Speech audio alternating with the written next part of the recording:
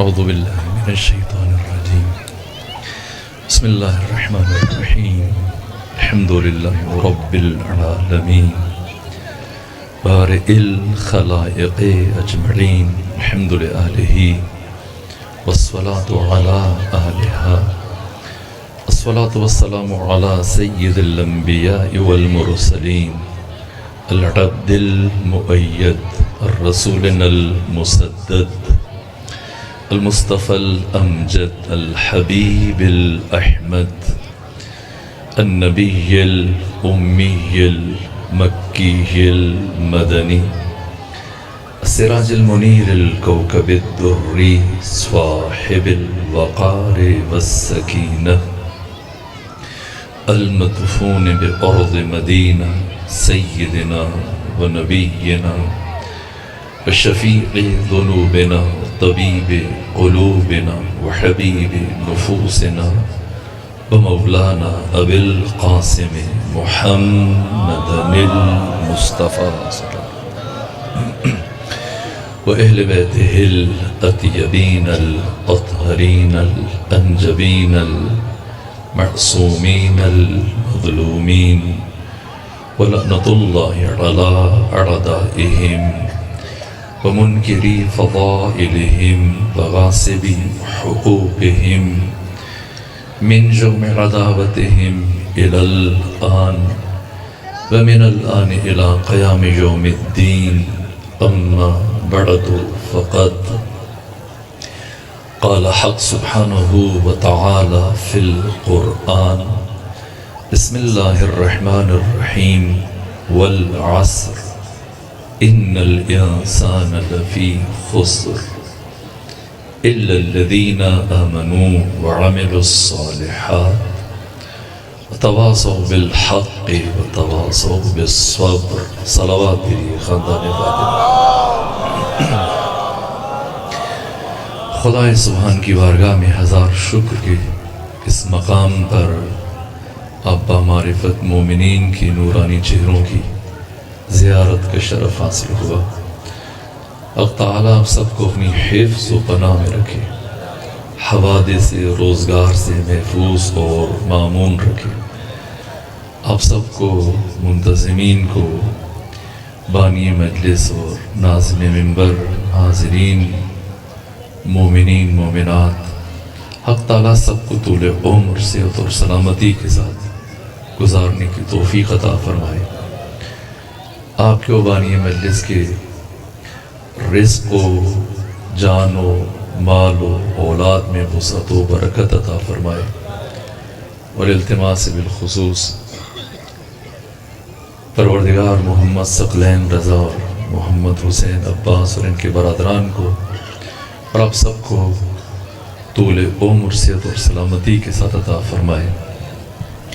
مجھ سے ثقلین بھائی نے خواہش کی کہ میں آج کی اس مجلس میں آقا و مولا امید مستضعفین جہان و کائنات کے مجبور، مقہور، مظلوم اور ستم دیدہ و ستم رسیدہ، بے کس و بے یار و مددگار، پریشان حال انسانوں کی آخری امید، یوسف زہرا منجی عالم بشریت، خاتم الاولیاء، خاتم الاوصیاء، تتمہ دین، وہ ہستی جس پر اللہ نے اپنی نعمت کو تمام کیا، اور وہ ہستی جس پر اللہ نے اپنے دین کو مکمل کیا، اور اللہ کی آخری حجت روئے زمین پر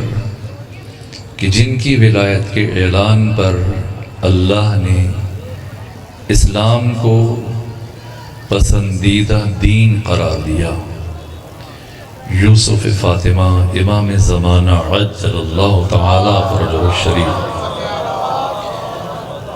آپ کی عظمت اور فضیلت اور شخصیت اور مقام اور مرتبہ ممکن نہیں کہ محدود اور مختصر وقت میں بیان کیا جا سکے. اور خوبصورت جملہ جو آیت اللہ وحید خراسانی نے امام زمانہ کی معرفت کے باب میں ارشاد فرمایا کہ آدم سے لے کر خاتم تک، پیغمبر اسلام تک، اور پیغمبر گرامی اسلام سے لے کر امام حسن عسکری تک، یہ جتنے پھول ہیں عصمت و طہارت اور امامت و ولایت اور نبوت و رسالت کے، ان سب کے علم و معرفت و عصمت و طہارت اور ان کے تمام تر کمالات اور ان تمام انبیاء و اولیاء و ائمہ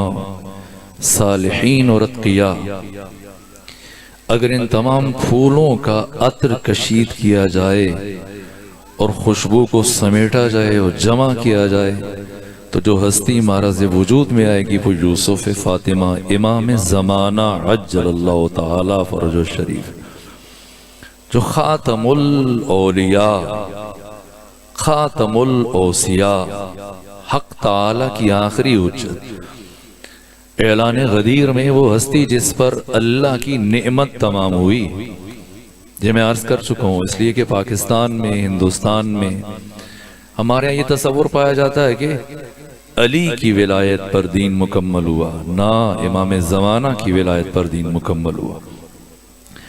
علی نعمت عظمی پروردگار ہے، لیکن اللہ کی آخری نعمت جسے پروردگار نے بشر کے سپرد کیا وہ امام زمانہ۔ خطبہ غدیر میں 21 جملے پیغمبر اسلام نے اپنی زبان مبارک سے امام زمانہ کے تعارف میں ارشاد فرمائے، اور آپ خطبہ غدیر کا مطالعہ کیجئے۔ اس خطبے میں پیغمبر نے اپنی زبان اطہر سے 4 مرتبہ فرمایا من کنت مولاہ فہذا علی مولا، اور 4 مرتبہ ہی خطبہ غدیر میں امام زمانہ کا نام لے کر ذکر فرمایا۔ 21 جملے امام زمانہ کے تعارف میں، اور پیغمبر نے امام زمانہ کی غیبت صغرا کو بھی بیان کیا، غیبت کبرا کو بھی بیان فرمایا، اور خطبہ غدیر میں پیغمبر گرامی اسلام کی کلمات ہیں المہدی من ولدی، مہدی میری نسل سے، اسمہ اسمی و کنیتہ کنیتی، اس کا نام میرا نام ہے اور اس کی کنیت میری کنیت۔ کائنات کی واحد ہستی ہیں پیغمبر اسلام کے بعد امام زمانہ، کہ جس ہستی میں پروردگار نے ختمی مرتبت کے نام اور کنیت ہر دو کو جمع کیا ہے۔ غیر از امام زمانہ کسی بھی شخصیت میں، کسی بھی ذات میں اسم محمد، نام مصطفیٰ اور آقا کی کنیت یکجا نہیں ہے سوائے امام زمانہ کی۔ امام زمانہ حق تعالی کی آخری حجت، پروردگار کی آخری نعمت جس پر دین مکمل ہوا، اور پیغمبر اسلام نے فرمایا کہ روئے زمین پر تمام انسانوں میں سے سب سے زیادہ خلق اور خلق میں میری شبیہ یوسف فاطمہ امام زمانہ جل اللہ تعالی فرجہ شریف۔ وجود مبارک امام زمانہ ہم میں اور اہل تسنن میں بنیادی فرق ہے۔ اہل تسنن بھی امام زمانہ کو مانتے ہیں، اور صرف اہل تسنن کی بات نہیں کر رہا، جتنے بھی الہی ادیان ہیں، یہودیت ہے، عیسائیت ہے، حتی بودھزم میں چلے جائیے، حتی ہندوازم میں چلے جائیے، تمام ادیان میں مہدویت کا تصور موجود ہے۔ اہل تسنن خواہ وہ حنفی ہیں، شافعی ہیں، حنبلی ہیں، مالکی ہیں، دیوبندی ہیں، بریلوی ہیں، اہل حدیث ہیں، روئے زمین پر کوئی بھی اہل سنت اس میں جرأت نہیں ہے کہ امام زمانہ کا انکار کر سکے۔ ہر اسلامی فرقے میں مہدویت کا تصور اور عقیدہ موجود ہے۔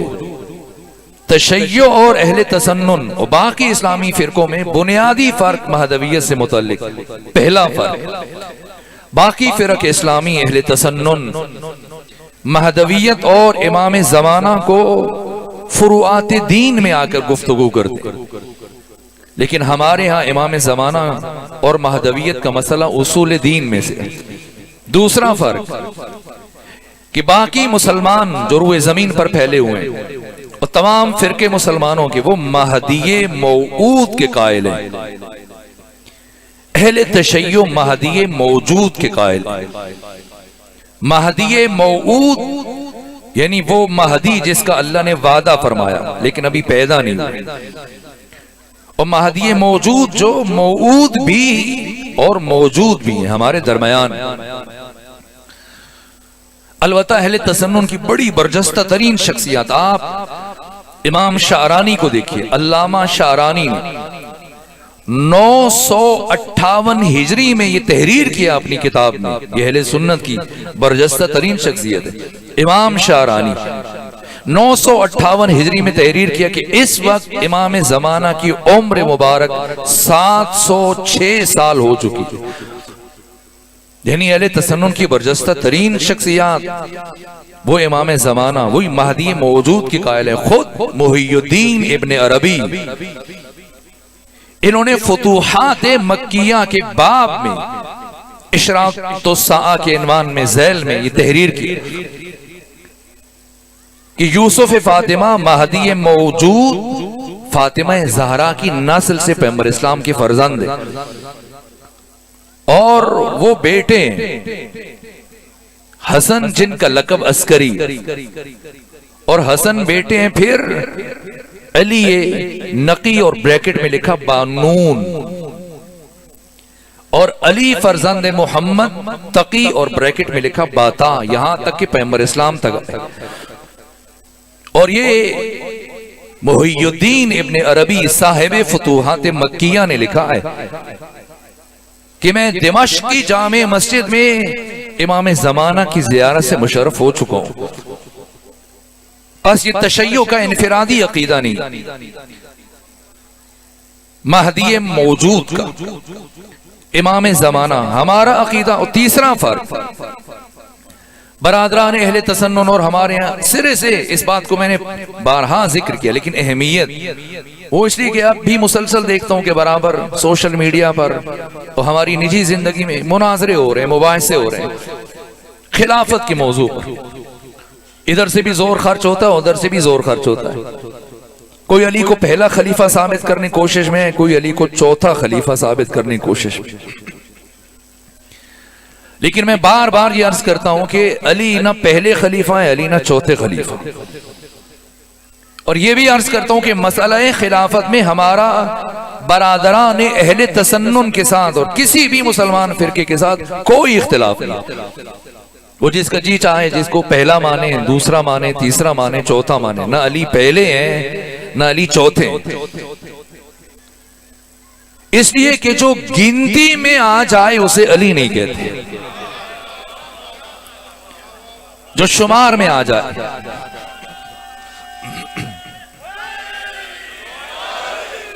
یہ جو ہم خدا کو واحد کہتے ہیں یہ مجازن کہتے ہیں، اس لیے کہ واحد عددی میں یہ نقص ہے کہ اس کا نصف بھی ممکن ہے اور اس کا دو بھی ممکن ہے، آپ اس کا آدھا بھی کر سکتے ہیں اور اسے شمار میں بھی لا سکتے ہیں۔ خدا حقیقتاً احد ہے، احد یعنی جس کا نہ تو نصف ممکن ہے اور نہ جس کا دو ممکن ہے۔ احد ایک، لیکن کیسا ایک؟ وہ ایک ہو کے بھی آگے عدد نہیں رکھتا، وہ ایک ہو کے بھی ہم سے گنا نہیں جاتا۔ خدا کو جو واحد کہتے ہیں مجازن کہتے ہیں، حقیقتاً خدا احد ہے، احد۔ اور علی حق تعالی کی احدیت کے مظہر ہے۔ ہمارا کوئی اختلاف نہیں مسئلہ خلافت میں۔ امام زمانہ کی ولایت اور امامت اور خلافت سے پہلے یہ جملہ عرض کروں تاکہ ہر روز جو نماز کے بعد اور مجلس کے اختتام پر جو آپ زیارت پڑھتے ہیں امام زمانہ کے لیے، وہ کہتے ہیں السلام علیک یا خلیفۃ الرحمن، اس جملے کا وزن محسوس کر سکیں، اور جب اس جملے کو زبان سے ادا کریں تو اس کی اہمیت سمجھ سکیں کہ خلیفہ رحمان سے کیا مراد ہے۔ اس لیے عرض کر رہا ہوں کہ مسئلہ خلافت میں کسی بھی مسلمان سے ہمارا کوئی اختلاف نہیں، جسے جی چاہے وہ پہلا مان لے اور چوتھا مان لے، ہمارا کسی مسلمان کے ساتھ خواہ وہ حنفی ہیں، شافعی ہیں، حنبلی، مالکی، کوئی اختلاف نہیں، اس لیے کہ سرے سے میدان الگ ہے۔ باقی مسلمان جس خلیفہ کی بات کرتے ہیں وہ اور ہے، ہم جس خلیفہ کی بات کرتے ہیں وہ اور ہے۔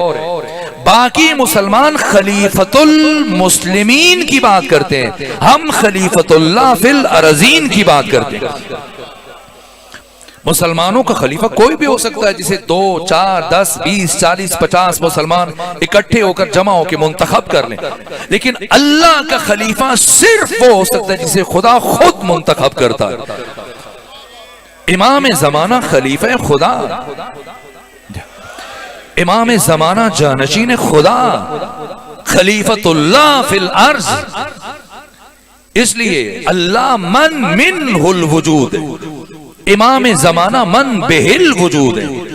یہ جو ہم زیارت میں جملے پڑھتے ہیں، امام زمانہ کی امامت، مسئلہ موجود ہونے کا نہیں کہ ہم موجود ہونے پہ گفتگو کریں، بات اس سے بہت آگے۔ اس لیے جب حضرت ابو بصیر نے عرض کیا امام ششم سے، فرزند رسول بتائیں عہد غیبت میں مومن کی ذمہ داری کیا ہے؟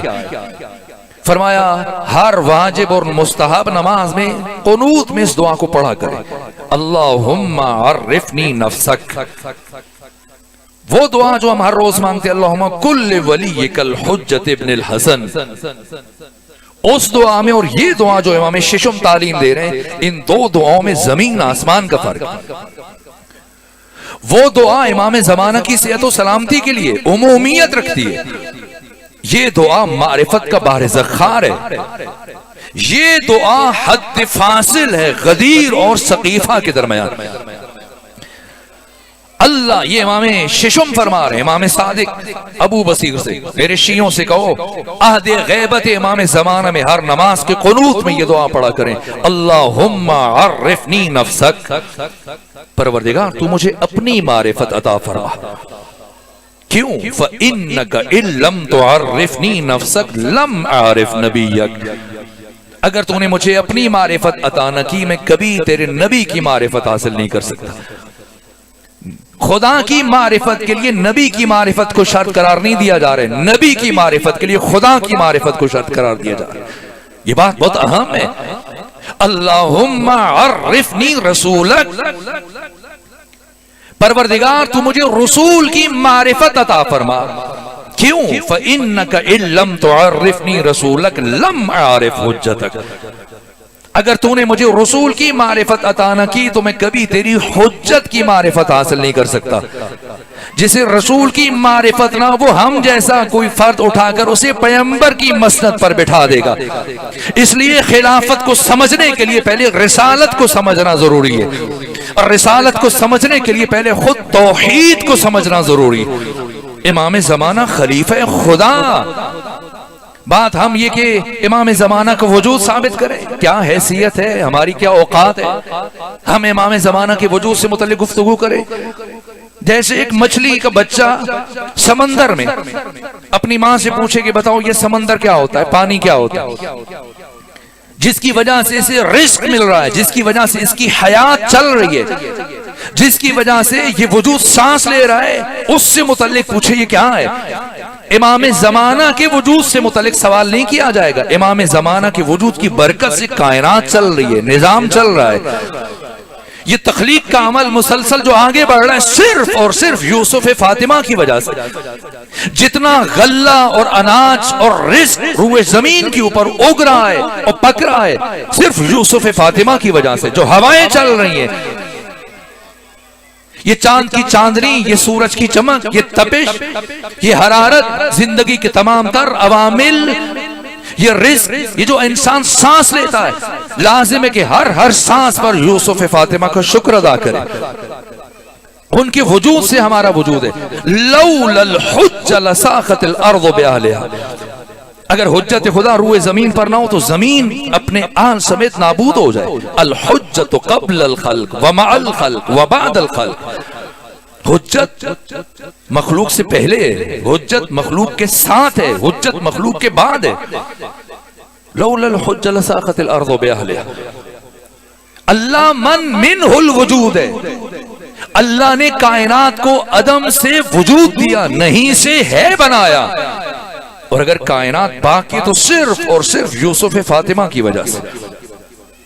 بات عدالت کی نہیں ہے، امام زمانہ کا کام نہیں ہے عدالت نافذ کرنا، نہ، امام زمانہ 1,24,000 انبیاء کے وارث ہیں۔ انبیاء کا وظیفہ خدا نے کیا بیان کیا قرآن میں؟ لقد ارسلنا رسلنا بالبینات، ہم نے رسول بھیجے بینات کے ساتھ، وانزلنا معهم الکتاب والمیزان، ان پر کتاب نازل کی، میزان اتارا، کیوں؟ لیقوم الناس بالقسط، تاکہ لوگ نظام عدل قائم کرے۔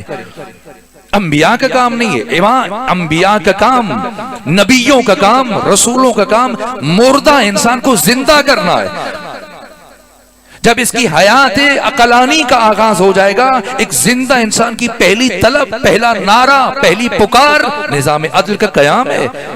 ہم سمجھتے ہیں ہم زندہ ہیں، نہ، بہت ساری لاشیں ہیں جو زمین کے سینے پر رینگ رہی ہیں۔ زندہ وہ ہیں جو اپنے زمانے کے امام کی معرفت رکھتا ہے، ورنہ پیغمبر فرماتے ہیں من مات ولم یعرف امام زمانہ ہی مات میتۃ جاہلیہ، یہ نہیں کہا جو مر گیا اور اپنے زمانے کے امام کی معرفت نہ حاصل کر سکا وہ جہالت کی موت مرا ہے، یہ چھوٹی بات ہے، نہ، پیغمبر نے یہ نہیں فرمایا، فرمایا مات میتۃ جاہلیہ، قبل از اسلام کی موت، یعنی کفر کی موت مرا ہے۔ امامت کی معرفت اس لیے شرط ہے۔ اور پھر امام کون ہے؟ مہدی موجود، جس کی وجہ سے کائنات کا نظام چل رہا ہے۔ کیسے زندہ ہے؟ جیسے عیسیٰ زندہ ہے، جیسے الیاس زندہ ہے، جیسے خضر زندہ ہے۔ خضر کی زندگی امام زمانہ کی وجہ سے، حضرت الیاس زندہ ہے امام زمانہ کی وجہ سے، جس کی وجہ سے زندہ ہے اس کی زندگی پر سوال نہیں اٹھایا جائے گا۔ ماننے پہ آئے تو یہ بھی مان لیتے ہیں ابلیس زندہ ہے، کوئی انکار کرے گا مسلمان؟ ابلیس مر چکا ہے۔ اگر ابلیس کی موت کی بات کر لی تو پھر اپنے گناہ کس کھاتے میں ڈالیں گے کہ بس ابلیس کی وجہ سے ہو گیا، بھائی شیطان نے بہکا دیا۔ جو بھی غلطی کریں تو یہ بار اس کے کندھوں پہ ڈال دیتے ہیں۔ تو موجود ہے، ابلیس زندہ ہے کوئی مسلمان جو انکار کرے؟ شیطان زندہ ہے۔ اگر ہم کہیں بھائی شیطان زندہ ہے تو کہیں گے بھائی شیطان کو خدا نے زندہ رکھا ہو، تو ہم کب کہہ رہے ہیں کہ امام زمانہ کو غیر خدا نے زندہ رکھا ہوا ہے؟ اگر وہ جو لوگوں کو گمراہ کرنے کے لیے خدا سے بھیک مانگ رہے اور اللہ اس کو زندگی دے سکتا ہے، تو خود خدا پر لازم ہے کہ اب انسان کی ہدایت کا انتظام کرتے ہوئے اسے زندگی دے کہ جو انسانوں کی قیامت تک ہدایت کا فریضہ انجام دیتا رہے۔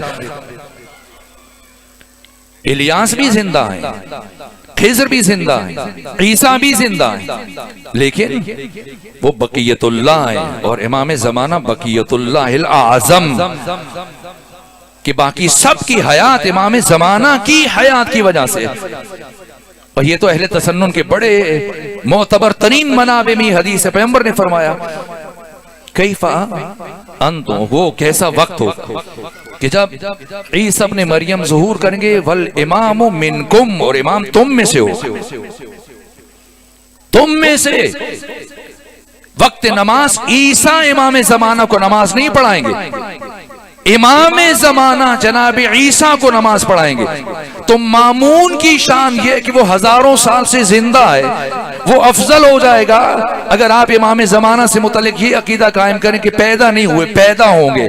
نہ، امام زمانہ کے وجود سے ہر ذی روح کی حیات ہے، ہر سانس پر، ہر قدم پر بشر مدیون ہے یوسف فاطمہ کے، موجود ہیں۔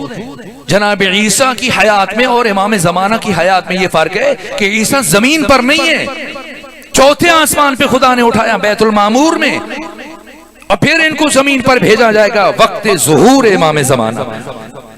لیکن آقا امام زمانہ اسی روح زمین پر ہمارے درمیان زندگی گزار رہے ہیں۔ اچھا، ہمارے درمیان ہے تو نظر کیوں نہیں آتے؟ کیوں نظر نہیں آتے؟ تو میں کسی عربی، اس موقع پر عربی تفسیر کی بات نہیں کرتا، نہ کسی فارسی تفسیر کی بات کرتا ہوں، نہ آپ میں سے اگر آپ کے گھروں موجود نہ ہو تفہیم القرآن ہو، بڑی مشہور تفسیر ہے جماعت اسلامی کے بانی ہے ابو الاعلی مودودی. تو یہ ڈیجیٹل بٹیرا جو آپ کی جیبوں میں ایسی میں مجلس کے دوران یا مجلس کے بعد سرچ کر لیجئے گا. تفہیم القرآن 6 جلدیں اور آخری جلد 6ٹھی جلد سورہ مسد کی تفسیر نکال کر پڑھ لیجئے گا. کیا لکھا ہے؟ مولانا ابو الاعلی مودودی نے لکھا ہے, جماعت اسلامی کے بانی, تفہیم القرآن 6ٹھی جلد سورہ مسد کے ضمن میں لکھا کہ پیغمبر اکرام اسلام کے ایک صحابی ہے جس کا نام عبداللہ بن عثمان بن عامر, کنیت ابو بکر ہے اور اہل تسنن کے پہلے خلیفہ ہیں. کہ پیغمبر اکرام اسلام کی ہمسایہ خاتون ہے جس کا نام ہے ام جمیل. ام جمیل جو صخر جس کی کنیت ابو سفیان ہے, اس کا تعلق بنو امیہ میں سے, اور ابو سفیان کی بہن, اور ابو لہب جو پیغمبر اکرام اسلام کا چچا ہے جناب حضرت عبداللہ کا پدری بھائی ابو لہب. یہ ابو لہب پیغمبر اکرام اسلام کا ہمسایہ ہے, دیوار کے ساتھ دیوار ہے. یہ شادی سے پہلے پیغمبر اسلام سے کینہ نہیں رکھتا تھا, بغض نہیں رکھتا, لیکن جب بنو امیہ میں شادی ہوئی ام جمیل کے ساتھ تو پھر وہ دشمنی سرایت کر گئی اور ابو لہب بھی پیغمبر کا سرسخت دشمن ہو گیا. اور جب پیغمبر اکرام اسلام نے اپنی رسالت کا باقاعدہ اعلان کیا تو آدھی رات کو پیغمبر کے بغض میں ام جمیل ہر رات ابو لہب کو جگاتی ہے اور اپنے ساتھ جنگل لے جاتی ہے اور جنگل سے خاردار جھاڑیاں کاٹتی ہے, کانٹے دار جھاڑیاں, اور کاٹ کر سحر میں پیغمبر کے گھر کے باہر سامنے گلی میں بچھا دیتی. کیوں؟ تاکہ جب پیغمبر گھر سے باہر جائیں, دروازہ کھولیں تو اب وہ کانٹے آپ کے پاؤں میں چبھیں, آپ کو تکلیف ہو, اذیت ہو, لہولہان ہو. اور ہر روز گھر میں جھاڑو چلاتی اور جتنا کوڑا اکٹھا ہوتا تھا یہ پیغمبر کے گھر میں پھینکتی تھی. اس کی ان حرکتوں کے باعث اللہ نے نام لے کر اس کی اور اس کے شوہر ابو لہب کی مذمت میں پورا سورہ ہوتا تبت یدا ابی لہب وتب. اور ابو الاعلی مودودی نے لکھا جب یہ سورہ اترا تو اب پیغمبر کا یہ صحابی عبداللہ بن عثمان بن عامر پیغمبر سے کہتا, یا رسول اللہ ذرا احتیاط کیا کریں, آج کل اب ام جمیل آپ کے پیچھے ہاتھ دھو کے پڑی ہے, کہیں اکیلا دیکھے آپ کو نقصان نہ پہنچائے اور آپ کی توہین نہ کرے. کبھی ہوتا ہے انسان کسی سے متعلق بات کر رہا ہو اور جس سے متعلق بات ہو رہی ہو تو وہ اوپر سے آ جائے. ہمارے یہاں بھی ایسے ہوتا ہے, کبھی ہم کہتے ہیں آئیے جناب آئیے, ابھی آپ ہی کا ذکر خیر چل رہا ہے. اب ذکر خیر چل رہا ہو یا کچھ اور ذکر چل رہا ہو, لیکن عام طور پہ یہی کہا جاتا ہے. تو اب ام جمیل سے متعلق ابو بکر پیغمبر سے بات کرنے کے احتیاط کریں, اکیلے نہ آیا کریں, کہیں نقصان نہ پہنچا دیں. تو اسی اسنا میں ابو الاعلی مودودی نے لکھا کہ ام جمیل برآمد ہوئی, ایک ہاتھ میں خنجر ہے اور دوسرے ہاتھ میں اس نے پتھر اٹھایا, اور فوراً سے ابو بکر نے گھبرا کر کہا, یا رسول اللہ وہ آ رہی ہے. فرمایا کون؟ کہ ام جمیل. فرمایا آ رہی ہے تو آنے دو. کہ یا رسول اللہ نقصان پہنچائے گی. فرمایا نقصان پہنچائے گی تب جب مجھے دیکھے گی. یہ مولانا مودودی نے لکھا ہے, مجھے دیکھے گی. کہ یا رسول اللہ یہ کیسے ممکن ہے کہ آپ یہاں کھڑے ہیں اور اسے نظر نہ آئے؟ فرمایا دیر کس بات کی, ابھی دیکھ لینا کیا ہوتا ہے.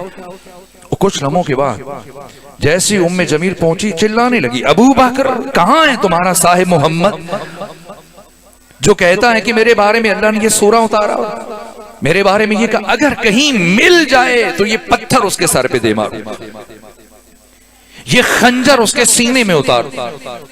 خوب غصہ کرنے کے بعد جب پلٹی تو ابو بکر نے کہا, یا رسول اللہ وہی ہوا جو آپ فرما رہے تھے کہ میں تو اسے نظر آ رہا تھا لیکن آپ اسے نظر نہیں آ رہے تھے. تو نتیجہ کیا ہوا کہ اگر اللہ کی حجت کی جان خطرے میں ہو تو اللہ موجود ہوتے ہوئے اسے لوگوں کی نگاہوں سے اوجھل کر دیتا ہے. تو اگر اللہ موجود ہوتے ہوئے اپنی ایک حجت کو لوگوں کی نگاہوں سے اوجھل کر دے اس میں چاہے تعجب نہیں, تو اگر اللہ اپنی آخری حجت کو اوجھل کر دے اس میں چاہے تعجب کیا ہے. آقا موجود ہیں ہمارے درمیان, ہر سال حج کے لیے تشریف لے کر جاتے ہیں, 40 پہ تشریف لے کے جاتے ہیں, ہماری عزاداریوں میں شرکت کرتے ہیں. غائب کون ہے یہ طے کرنا مشکل ہے. ایک چھوٹا بچہ اگر آپ کی انگلی پکڑ کے بازار جائے، مارکیٹ جائے اور اس کی انگلی چھوٹ جائے، عام طور پہ اگر آپ کو ایسا اتفاق ہوا ہو یا دیکھا ہو آپ نے، اگر چھوٹے بچے کی انگلی چھوٹ جائے اور وہ روتا ہے تو اسے روک کے اگر پوچھا جائے کیا ہوا تو کیا کہتا ہے؟ میرے بابا گم ہو گئے، میرے چچا گم ہو گئے، میرے ماموں گم ہو گئے، وہ گم ہوئے یا تم گم ہوئے؟ ان کی انگلی چھوٹی ہے، تمہاری انگلی چھوٹی ہے، تم گم ہو گئے، امام غائب ہے یا ہماری آنکھوں پر پٹی ہے؟ یہ شیخ سعدی فرماتے ہیں، سعدی حجاب نیست تو آئین پاک داشت. یہ شیخ سعدی فرماتے ہیں سعدی حجاب نہیں ہے، شرط یہ کہ تیرا آئین دل پاک ہونا چاہیے. زنگار خورد چون نہ نمایت بے روئے دوست، چونکہ تیرے آئینہ قلب کو زنگ لگ چکا ہے اس لیے تجھے تیرے محبوب کی تصویر نہیں دکھا. اس لیے حافظ کہتے ہیں میان عاشق و معشوق ہیچ حائل نیست. عاشق اور معشوق کے درمیان کوئی پردہ نہیں، حجاب نہیں، کوئی فاصلہ نہیں. تو خود حجاب خودی. حافظ ازمیان برخیز، تو خود حجاب ہے، تم اپنے آپ ہو حائل. ذرا ہٹو تو صحیح، خود ہٹو پھر دیکھو آقا نظر آتے ہیں یا نہیں آتے. آئینہ قلب اگر غائب ہیں ہمارے لیے غائب ہیں، ورنہ بہت سارے ایسے خوش نصیب ہیں آقا ہمارے درمیان زندگی گزارنے. یہ فرق ہے جناب عیسیٰ میں اور امام زمانہ آیت اللہ موصل حکیم. وہ ہر سال عاشور کے جلوس میں قیادت کرتے تھے. ماتمیوں کے جتنے بھی حلقے ہوتے تھے کربلا میں اور نجف میں سب سے آگے آیت اللہ موصل حکیم علماء کی صف میں قیادت کرتے تھے ماتمی جلوس کی سارا دن.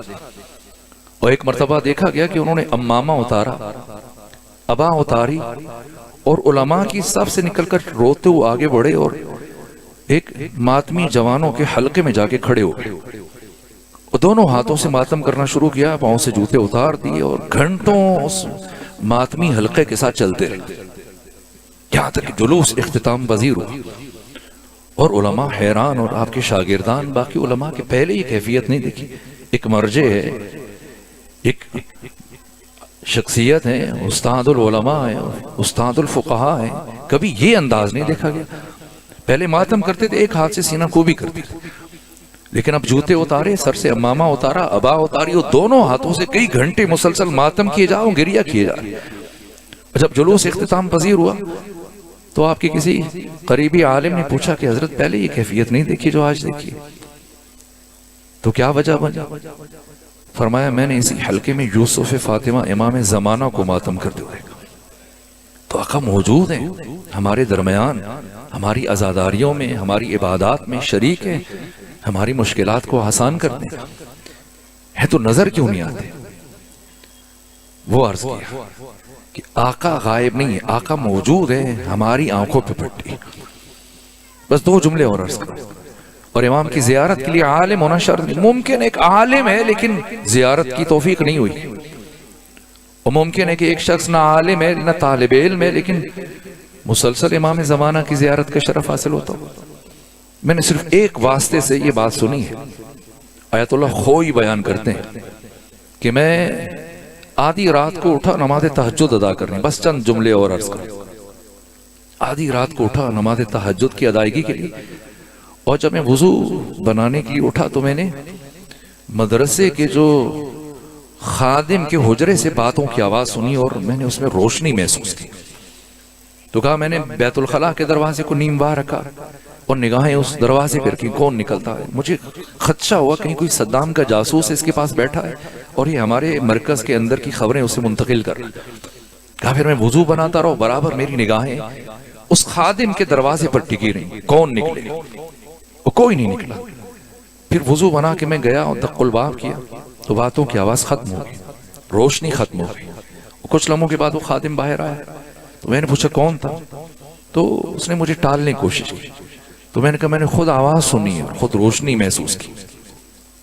جب اس نے میرا یہ لب و لہجہ دیکھا تو کہا آقا کوئی پریشان نہ ہو، گھبرائے نہیں، یہ مت سوچے کہ میرے پاس کوئی صدام کا جاسوس آیا تھا، بلکہ میرے پاس آنے والا کوئی اور نہیں، یوسف فاطمہ امام زمانہ تھا.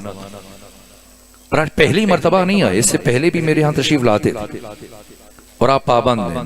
جب تک میں آپ کے مدرسے میں چند دن مزید رکوں گا اور جب تک میں ہوں تو آپ حق نہیں رکھتے کہ کسی کو میرے متعلق کچھ بتائیں. اگر میں چلا جاؤں آپ کی مرضی. آقا خوئی کہتے میری چیخ نکل گئی کہ میں اتنے سالوں سے درس خارج پڑھا رہا ہوں اور فقہ اصول پڑھا رہا ہوں، لیکن مجھے کبھی آقا کی زیارت نصیب نہیں ہوئی. اور مدرسے کا خادم جو مسجد کی اور مدرسے کی صفائی کرتا تھا، طالب علموں کے لیے پانی کا لوٹے بھر کے رکھتا تھا، ان کے وضو کا اہتمام کرتا تھا، دل اتنا پاک ہے کہ ایک خاکروب ہے، خادم، اسے امام زمانہ کا قرب نصیب. ہمارے اور آقا کے درمیان بس آخری جملے عرض کریں، کوئی حجاب نہیں سوائے ہمارے گناہوں کے. میرے عزیزوں، آقا موجود ہے. آپ زیارات کے لیے تشریف لے کے جاتے ہیں، جب مشہد جائیں تو کوشش کیجیے گا ایک شخصیت ہے ان کی قبر پہ جائیے گا. ان کا نام ہے اسماعیل بے نماز. اب ان کی قبر میں بے نماز ہٹا دیا گیا اور نمازی لکھ دیا گیا، اسماعیل نمازی. یہ کون ہے؟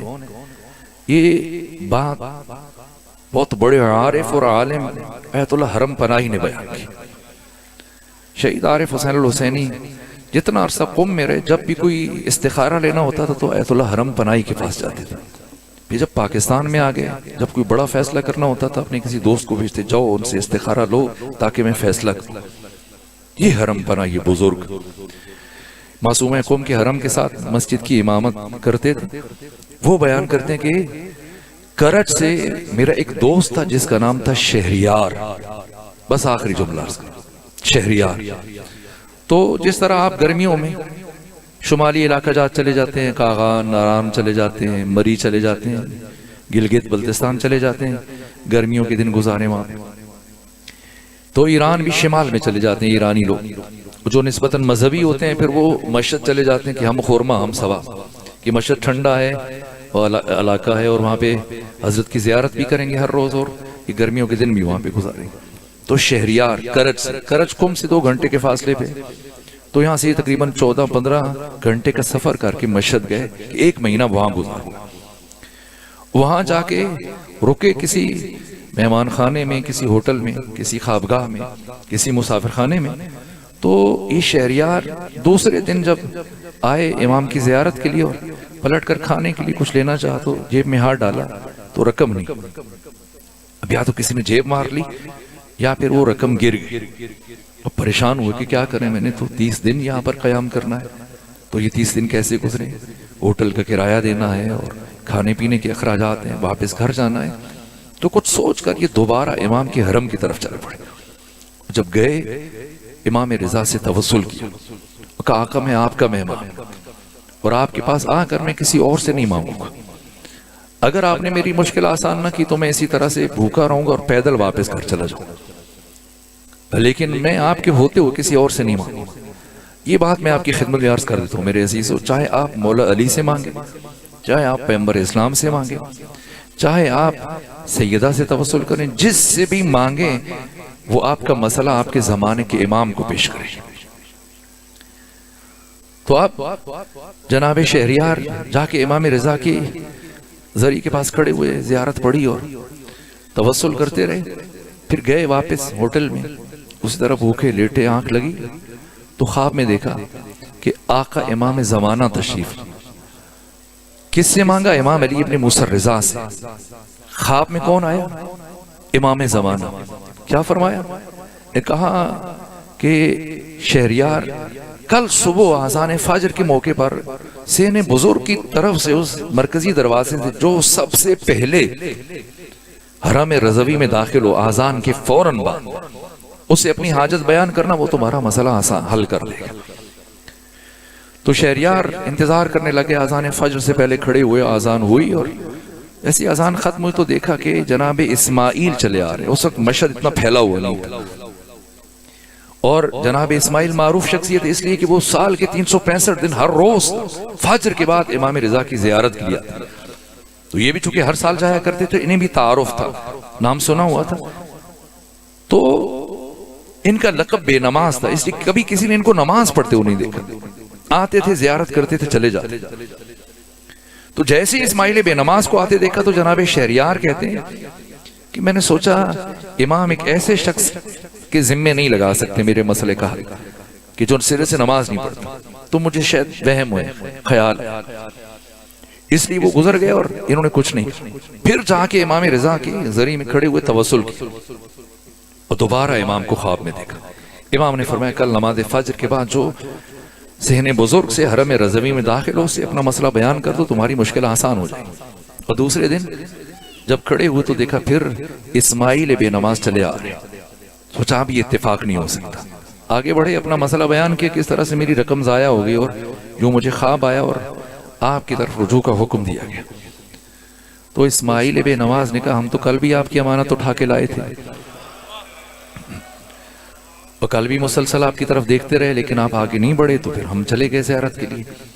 تو یہ لیجئے اپنی امانت سنبھال لیجئے اور گن لیجئے، دیکھ لیجئے کچھ کمی بیشی تو نہیں۔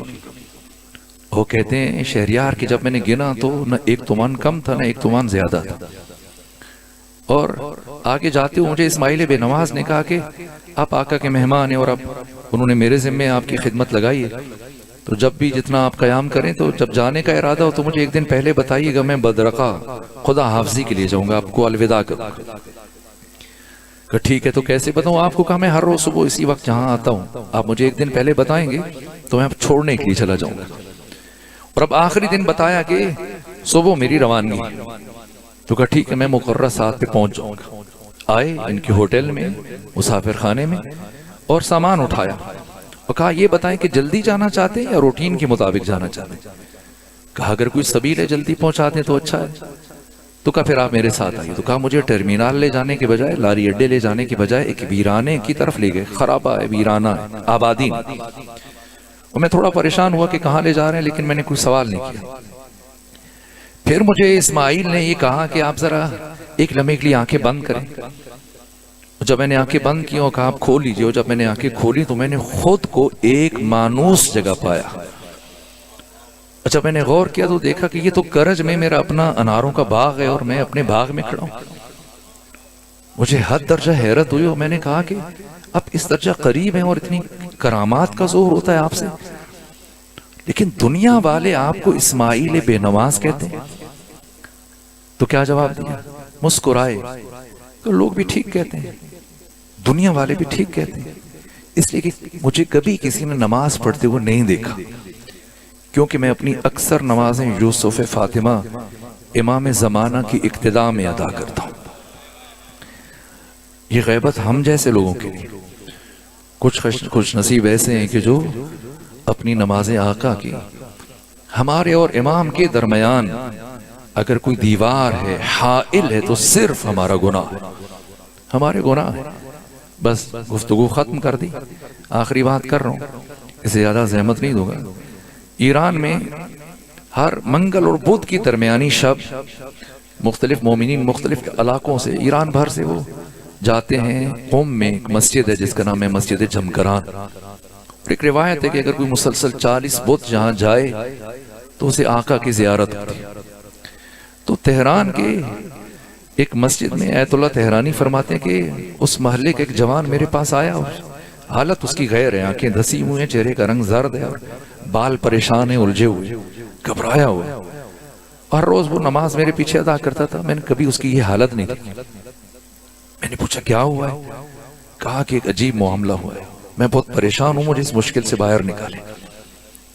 تو میں نے پوچھا کیا ہوا، مجھے بتائیں۔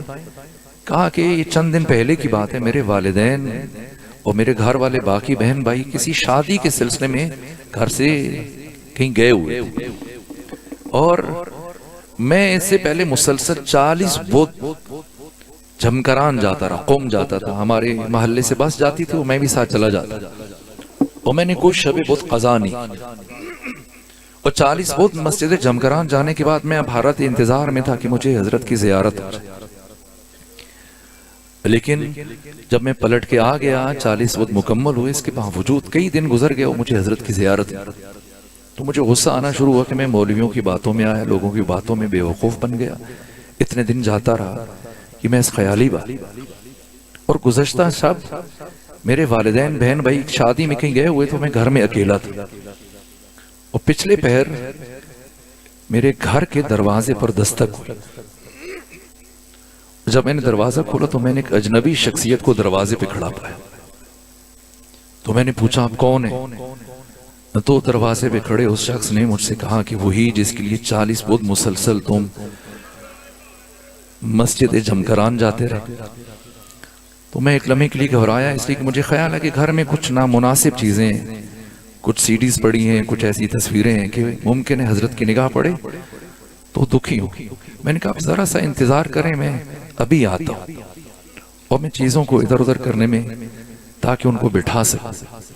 تو جتنی دیر میں نے چیزوں کو ادھر ادھر کیا اور پھر پلٹ کے دروازے تک پہنچا تو وہ گھر کے دروازے سے آگے بڑھ چکے تھے اور گلی سے مڑ رہے تھے، اور ان کے زبان سے ایک جملہ جاری ہوا جو مجھے سونے نہیں دیتا۔ وہ کہہ رہے تھے کہ پروردگار تو جانتا ہے کتنوں نے بلایا، لیکن بلانے کے بعد پھر دروازے پہ کھڑا کر دیتے۔ مشکل ہمارے گناہ، ہم ظہور کی دعا کرتے ہیں، اگر آقا تشریف لے آئیں تو کیا ہمارا گھر اس قابل ہے کہ کوئی حجرہ جہاں آقا کو مہمان ٹھہرا سکے؟ یہ دسترخوان اس لائق ہے کہ آقا کو کچھ پیش کر سکیں؟ یہ مشکل مرحلہ ہے، بہت دکھی ہیں امام زمانہ۔ مجھے ثقلین بھائی نے کہا کہ ایام فاطمیہ کا آغاز ہے، تو میں جناب سیدہ کی کچھ مصائب پڑھوں، وہ چیز جو امام زمانہ کو خون کے آنسو رلاتی۔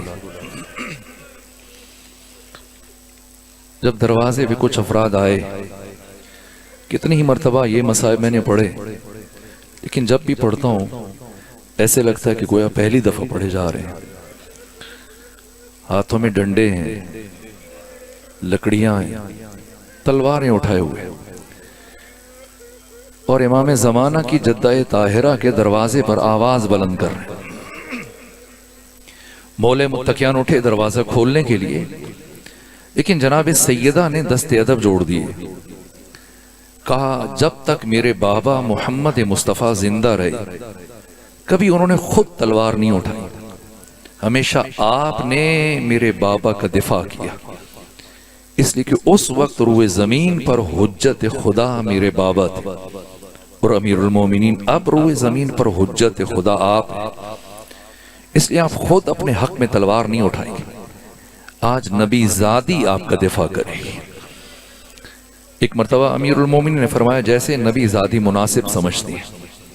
اب علی پیچھے ہٹے، نبی زادی دروازے کے قریب آئیں، کسی کی آواز بلند ہوئی کہ علی کو باہر بھیجیں ورنہ ہم اس دروازے کو آگ لگا دیں گے۔ یہ لفظ اتنا بڑا ہے کہ ایک باضمیر انسان قیامت تک گریہ کرتا رہے۔ سیدہ نے فرمایا اس دروازے کو آگ لگاؤ گے جس گھر میں تمہارے نبی کی بیٹی رہتی ہے؟ وہ گستاخ کہنے لگا رہتی ہے تو رہتی رہے، ہم اگر علی کو نہ بھیجا گیا اس دروازے کو آگ لگا دیں گے۔ بس آگ لگ گئی۔ یہ جملہ کہنے کی تو ایک جملہ ہے، لیکن کوئی قلب نازنین امام زمانہ سے پوچھے، آگ لگی اور وہ شخص غصے میں اتنا بپھرا ہوا تھا کہ اس نے دروازہ جلنے کا انتظار نہیں کیا، جلتے ہوئے دروازے کو ٹھوکریں مارنا شروع ہوا، اور کچھ دیر کے بعد دروازہ گرا۔ میں پوچھا کرتا ہوں کیا وہ دروازہ زمین پر گرا تھا؟ ایک آج زمین پر گر جاتا، لیکن امام زمانہ فرماتے میں اس لمحے کو کبھی نہیں بلا سکتا جب میری دادی فاطمہ زہرا جلتے ہوئے دروازے اور دیوار کے درمیان تھی، اور 50 میں سے 11 افراد اس دروازے کو رونتے ہوئے گھر کے اندر داخل ہوئے، اور 11 میں سے ایک کے ہاتھ میں رسی تھی اور کوشش کر رہا تھا آگے بڑھے، مولا متقیان کی گلوئے اطہر میں رسی ڈالے۔ جانتا ہے کہ آج فاتح خیبر تلوار نہیں اٹھائیں گے۔ اسلام اپنے وجود میں بھی علی کا محتاج ہے، اسلام اپنی بقا میں بھی علی کا محتاج ہے۔ اگر علی کی شمشیر نہ ہوتی اسلام کبھی معرض وجود میں نہ آ سکتا، اور اگر علی کا صبر نہ ہوتا اسلام کبھی باقی نہ رہ سکتا۔ آج وہ خود جانتا ہے، مزاج آشنا ہے، پتہ ہے علی تلوار نہیں اٹھائیں گے، اس لیے کوشش کر رہا ہے کسی طرح سے حضرت کے گلوئے اطہر میں رسی ڈالے، آپ کو دربار لے کے جائے۔ اس کوشش میں وہ آگے بڑھا اسی اسنا میں نبی زادی زمین سے اٹھیں، تیزی سے چلتے ہوئے آگے بڑھیں، آگے بڑھ کر اس شخص اور مولا متقیان کے درمیان حائل ہوئے، اور اس شخص نے کہا نبی زادی درمیان سے ہٹ جائیے ورنہ ایسا ظلم کروں گا کہ آپ ہٹنے پر مجبور ہو جائیں گے۔ صاحب مفاتیح الجنان شیخ عباس قمی نے اپنے مقتل بیت الاحزان میں یہ جملے لکھے ہیں۔ ایک مرتبہ نبی زادی نے فرمایا میں قیامت تک نہیں ہٹوں گی، میں آخری سانس تک علی کا دفاع کروں گی۔ ایک مرتبہ اس شخص نے کہا نبی زادی ہٹ جائیے ورنہ ایسا ظلم کروں گا آپ ہٹنے پر مجبور ہو جائیں گی، مجھے معاف کیجیے گا، ایام فاطمیہ کا آغاز ہو رہا ہے۔ ایک مرتبہ اس شخص نے اپنا دایاں ہاتھ فضا میں بلند کیا اور پھر پوری طاقت سے ایک ایسا تماچا نبی زادی کے رخسار پر مارا کہ مادر گرامی امام زمانہ زمین پر گری۔ یہ وہ لمحہ تھا کہ مولا متقیان کے گلوئے اطہر میں رسی ڈالی گئی اور آپ کو گھر سے دربار لے کر جایا گیا۔ میں آپ سے پوچھتا ہوں بتائیں علی کو گھر سے دربار کیسے لے کر گئے؟ کیا ایسے لے کے گئے جس طرح سے 61 ہجری میں علی کی شیر دل بیٹی زینب بنت علی کو کربلا سے کوفہ سے شام لے کر گئے؟ نہ، بلکہ امیر المومنین کو اتنی بے ادبی سے گھر سے دربار تک لے کے جایا گیا کہ بی بی اپنے پہلو کا درد بھول گئی۔ فرمایا اتنی بے ادبی سے ولی خدا کو نہیں لے جانے دوں گی۔ بس ایک جملہ عرض کروں، اس سارے واقعے میں وہ پہلا شخص اس واقعے میں موجود نہیں تھا، کہیں باہر تھا، اور جب وہ پلٹ کے آیا دوسرے سے ملاقات ہوئی، پوچھا، کہا میں نے سنا ہے تو نے نبی زادی کے دروازے کو آگ لگائی تھی۔ کہاں آگ لگائی تھی؟ کہا میں نے سنا نبی زادی نے بڑی مقاومت دکھائی۔ کہا بڑی مقاومت دکھائی۔ کہا میں نے سنا نبی زادی علی کا دامن نہیں چھوڑ رہی تھی۔ کہا نہیں چھوڑ رہی تھی۔ کہا پھر بتا کیسے چھڑوایا؟ کیسے چھڑوایا؟ کہا ہم نے علی کے گلوئے اطہر میں رسی ڈالی، علی کو دربار کی طرف کھینچنا شروع کیا، نبی زادی نے اپنا ہاتھ علی کے دامن میں ڈال دیا۔ ہم نے سوچا خاتون ہے، زخمی ہے، کمزور ہے، اگر زور سے کھینچے کہ نبی زادی کا ہاتھ چھوٹ جائے گا، لیکن نبی زادی نے اتنی مضبوطی سے علی کے دامن کو تھام رکھا تھا کہ جیسے جیسے ہم علی کو کھینچ رہے تھے نبی زادی علی کے ساتھ کھینچتی چلی جا رہی تھی۔ کہ پھر بتا کیسے چھڑوایا؟ کہ بس چھڑوا لیا۔ کہ میں جاننا چاہتا ہوں، مجھے بتا کیسے چھڑوایا؟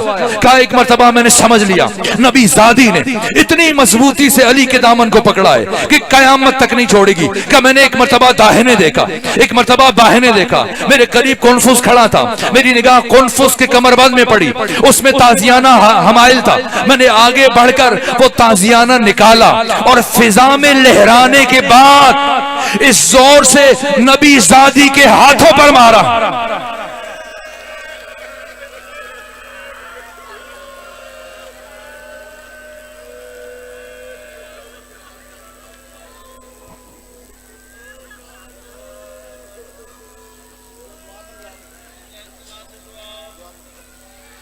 الا لعنت اللہ علی القوم الظالمین وسیعلم الذین ظلموا ای منقلب ینقلبون۔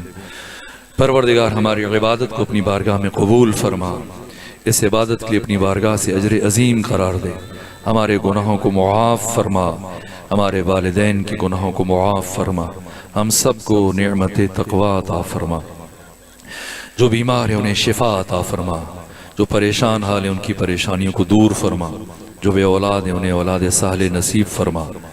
پروردگار جو مومن اس مجلس میں شریک ہوا، جو مومنہ اس مجلس میں حاضر ہوئی، ہر مومن ہر مومنہ کی ہر حاجت کو پورا فرما، ہر دعا کو مستجاب فرما، امام زمانہ کے سپاہیوں کی حفاظت فرما، ہمیں بھی آقا کا سپاہی بننے کی توفیق عطا فرما، بانی مجلس اور حاضرین کی توفیقات خیر میں اضافہ فرما، جملہ مومنین مومنات شہداء اسلام، ایسے مومنین کے جن کے لیے کوئی فاتحہ پڑھنے والا نہیں، اپنے تمام مرحومین بالخصوص ملک مجاہد عباس مرحوم، ان کے والدین مرحومین، ان کے برادران مرحومین اور ہمشیرگان، اور بالخصوص دختر مرحومہ اور جملہ مومن و مومنات، سب کی ایصال ثواب اور درجات کی بلندی کے لیے سورہ فاتحہ اور سورہ اخلاص کی تلاوت کریں۔